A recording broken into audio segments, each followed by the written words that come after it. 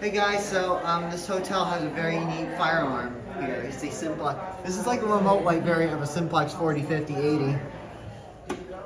But while the rest of the hotel, there's these detectors here, has true alerts. And I think they might have had 40, 50, 80 light plates at one point, but removed them. They could have been those types, but they, with 40, 51 horns, but they removed them.